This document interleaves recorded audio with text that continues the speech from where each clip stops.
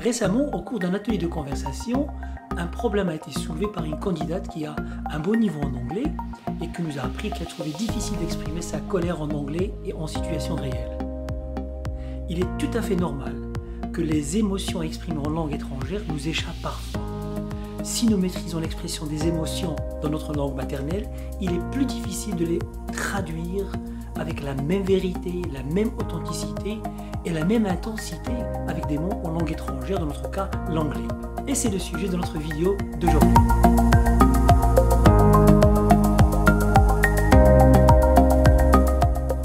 Bonjour à tous, bonjour à toutes, Shakib Bachiri sur EduShow. Je vous présenterai dans cette vidéo donc quelques outils langagiers pour exprimer une émotion qui nous échappe en anglais et qui est la colère. Nous allons parler de la colère, mais aussi essayer de voir comment l'exprimer. La première expression choisie est « be pissed off ». Comme vous pouvez remarquer, elle est utilisée avec le verbe « être », « be ». Donc on peut dire aussi « I am pissed off ». Donc on peut soi-même être en colère pour une raison ou une autre en disant « I am pissed off ». Par exemple, I am pissed off because my son broke the remote control. I am pissed off because my son broke the remote control. Je suis vraiment énervé car mon fils a cassé la télécommande. Nous pouvons aussi dire que nous avons mis quelqu'un d'autre en colère. Et cette fois-ci, avec la même expression mais utilisée différemment. On dit piss somebody off. Piss someone off. Un exemple, I pissed my wife off.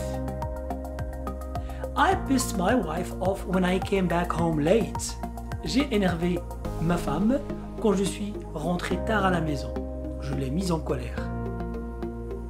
Pour exprimer ma colère en situation, je pourrais donc dire I'm really pissed off, please leave me alone. I'm really pissed off, please leave me alone. Je suis vraiment énervé, s'il te plaît, laisse-moi tranquille. Ou je suis vraiment énervé, s'il vous plaît, laissez-moi tranquille.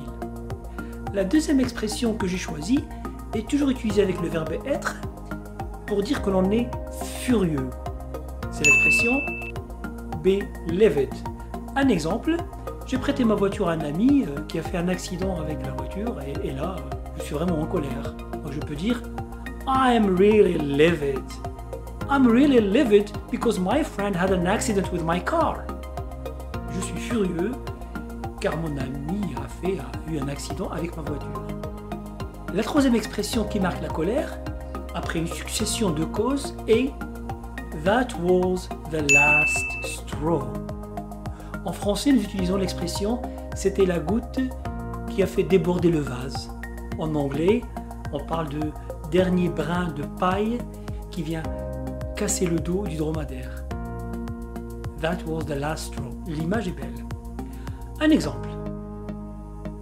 I had a terrible day, but when I forgot my laptop on the train, that was the last straw. That was the last straw. J'ai eu une journée terrible, mais quand j'ai oublié mon ordinateur portable dans le train, c'était la goutte qui a fait déborder le vase. L'expression suivante aussi marque la colère par le biais du verbe irk. Ainsi, pour exprimer l'irritation, on dit It irks me. It irks me. Par exemple, It really irks me to hear you speaking as such. Cela mérite, cela me met en colère, cela mérite vraiment de vous entendre parler ainsi.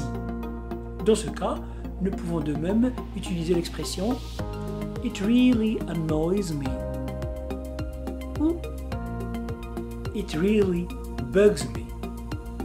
Les expressions suivantes sont un peu soft, un peu adoucies. Donc on peut exprimer la colère d'une manière atténuée, adoucie grâce au bloc suivant. On peut dire par exemple I feel disappointed. I feel displeased. Ici on est en train de dire que l'on est déçu, que l'on est mécontent. On peut aussi dire I don't really feel thrilled. I don't really feel thrilled. Je suis pas du tout satisfait. Ou I don't feel pleased. I don't feel pleased. Je ne suis pas vraiment ravi. Nous pouvons aussi décrire la colère de quelqu'un d'autre de la même manière en utilisant l'expression suivante. Oh, what's going on? He got up on the wrong side of the bed. He got up on the wrong side of the bed. Une expression à laquelle nous sommes habitués en français et que nous traduisons par « il s'est levé du mauvais côté du lit » ou « du mauvais pied ». Les expressions suivantes dans cette dernière partie sont celles qui nous permettent d'exprimer la colère en situation réelle. Pas la peine de citer quelques exclamations grossières que les enfants apprennent vite, les adultes de même, je citerai les plus récurrentes. La première, Are you kidding me? Are you kidding me? Vous vous moquez de moi? Ou tu te moques de moi? Who do you think you are? Who do you think you are? Pour qui vous prenez-vous? Pour qui te prends-tu? It's none of your business. Ce ne sont pas vos affaires. Ça ne te regarde pas. Oh, now cut it out. Cut it out. Arrêtez, on en arrête là. Watch your mouth. Watch your mouth. Attention à ce que vous dites. J'espère que ces expressions vous aideront à avoir une idée un peu plus claire sur l'expression de la colère, avec un soupçon de vérité lors de vos échanges en anglais. J'espère aussi vous voir et vous entendre exprimer la joie plutôt que la colère. En attendant la prochaine vidéo, je vous dis tout simplement, stay safe, take care, bye bye.